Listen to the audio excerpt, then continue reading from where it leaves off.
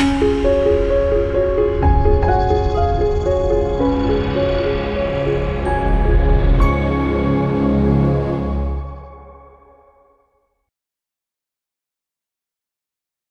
మాతరం. నేను మీ journalist Navata. Welcome to R Voice. ధ్రువరాతి భారతదేశంలో మంచి గురించి మాట్లాడడానికి వీడికి నోరు రాదు, కానీ భారతదేశం మీద విషం కక్కాలన్నా, భారతదేశాన్ని ప్రపంచ దేశాల ముందు తప్పుగా చిత్రీకరించాలన్నా, ఇక్కడ సుడో సెక్యులర్ మేధావులకు మద్దతు పలకాలన్నా, భారత వ్యతిరేక శక్తులతో చేతులు కలపాలన్నా వీడికి వెంటనే 1000 ఏనుగుల బలం వచ్చినట్టు అవుతుంది. ఇక వీడు జార్జ్ సోరెస్ కుట్రలో భాగం అని కూడా చాలామందికి తెలుసు. ఇప్పుడు జరుగుతున్న యుద్ధాన్ని గురించి ఒక ట్వీట్ చేసిండు. వీడికి మతి భ్రమించిందా అంటే నాకు ఈ ట్వీట్ చూసినాక అట్లే అనిపించింది. ఒకసారి ఆ ట్వీట్ చూడండి. Almost 1 crore Indians live in Gulf countries. Iran has been a strong ally of India. Why is not the Indian government pressure Iran to stop these attacks? Does PMO India care about millions of Indians' lives or not? ఇది తిక్కనాల వెర్రనాల. మార్చి 1వ తారీఖు tweet పెట్టిండు.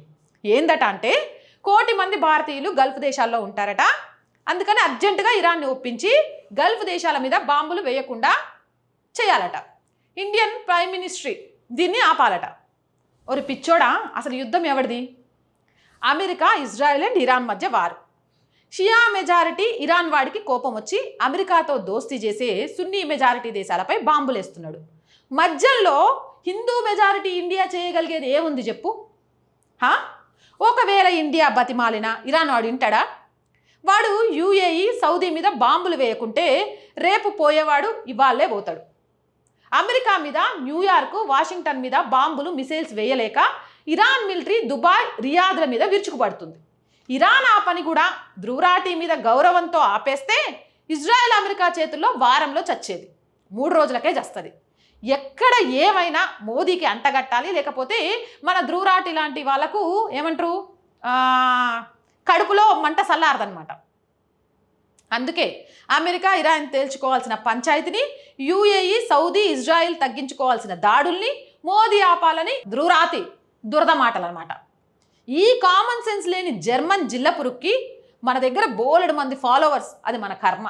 Gulf దేశాల్లో ఉన్న భారతీయుల భద్రత కోసం ఏమేం చేయొచ్చో ఆల్రెడీ కేంద్రం చేస్తోంది. యూఏఈ, సౌదీ, ఇజ్రాయిల్, ఇరాన్ సహా అన్ని దేశాలతో నిరంతరం మన వారు టచ్లో ఉంటున్నారు.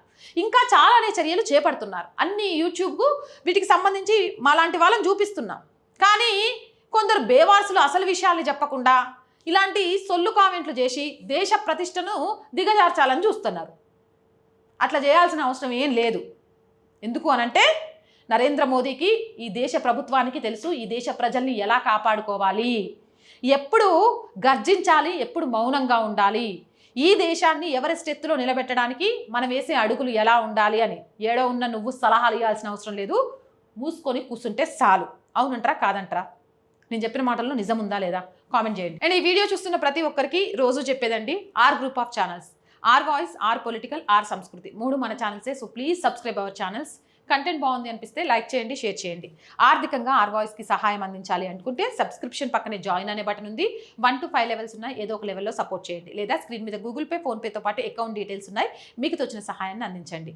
వ్యాపార ప్రకటనల కోసం 8328500576 నెంబర్ని సంప్రదించండి. జై హింద్, జై భారత్.